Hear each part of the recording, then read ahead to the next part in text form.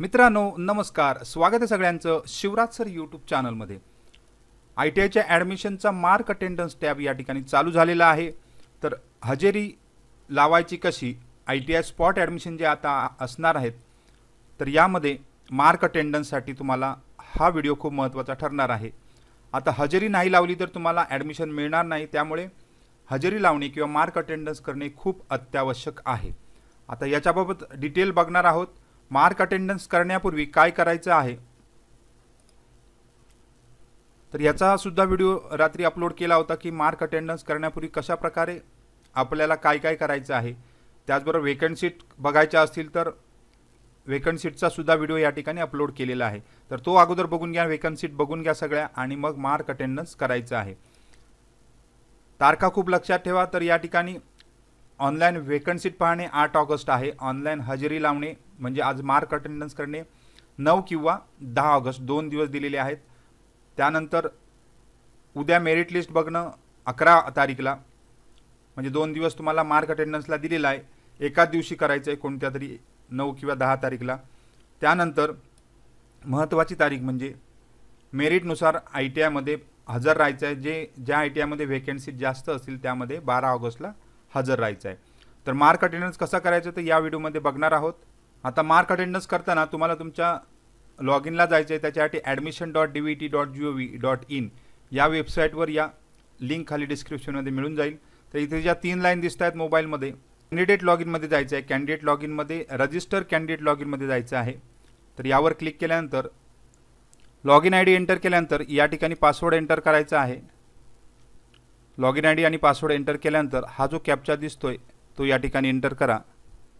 Password विसरले असतील तर इथे क्लिक करायचं आहे आणि पासवर्ड एंटर झाल्यानंतर साइन इन केल्यानंतर तुमचं नाव दिसतं, त्यानंतर इथे प्रोसीड टू ॲडमिशन पोर्टल खाली स्क्रोल करून पूर्ण डिटेल सगळी तुमची दिसते आहे।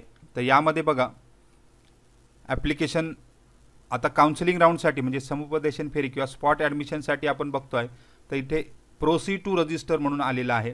तर या ठिकाणी प्रोसीड टू रजिस्टरवर क्लिक करायचं आहे।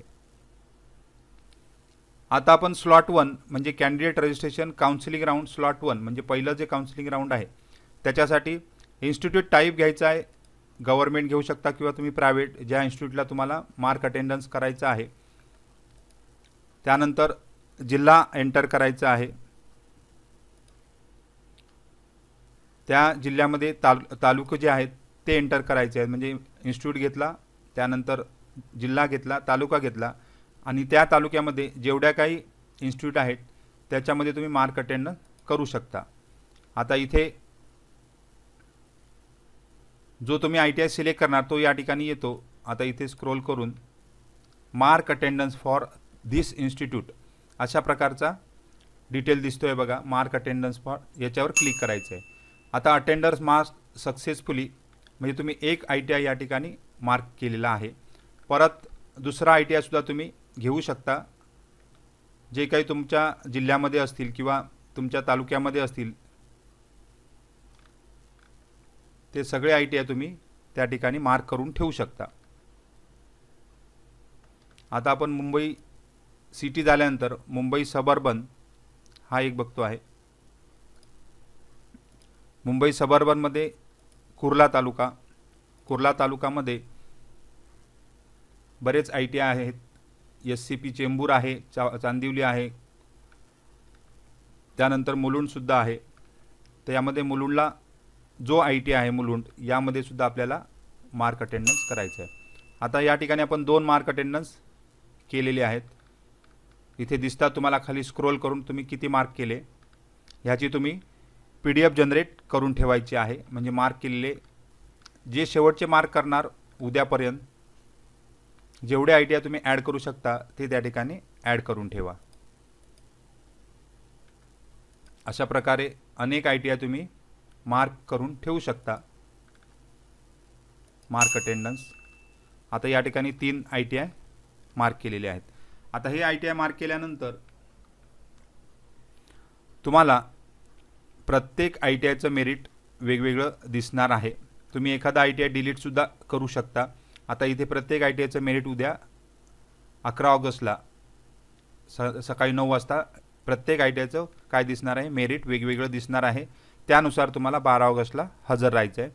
आता इथे काय करा, जनरेट अँड सेव्ह PDF करून ठेवा. म्हणजे तुमच्याकडे Mumbai 11 I T I mark केलेला आहे, त्यानंतर Mulund I T I mark केलेला आहे, त्यानंतर Govandi I T I mark केलेला आहे.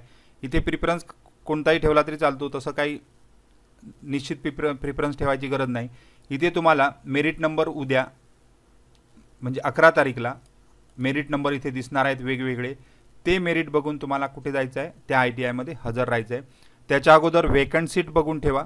वेकंट सीट कुठे कुठे आहेत, कशा आहेत त्या बघून ठेवा आणि त्यानुसारच हजर राहायचा प्रयत्न करा. तर सगळ्यांना खूप खूप शुभेच्छा आहेत. काही डाऊट असेल तर कमेंट बॉक्समध्ये कमेंट करा आणि तारखा लक्षात ठेवा. आज आणि उद्या मार्क अटेंडन्स करायचं आहे, आज किंवा उद्या. आज केलं तर उद्या करायची गरज नाही आणि आय टी आयचं जायची गरज नाही. त्या ठिकाणी 11 ऑगस्टला मात्र मेरिट बघायचं आहे आणि 12 ऑगस्टला हजर राहिल्याशिवाय तुम्हाला ॲडमिशन मिळणार आहे. तर सगळ्यांना खूप खूप शुभेच्छा आहेत. धन्यवाद.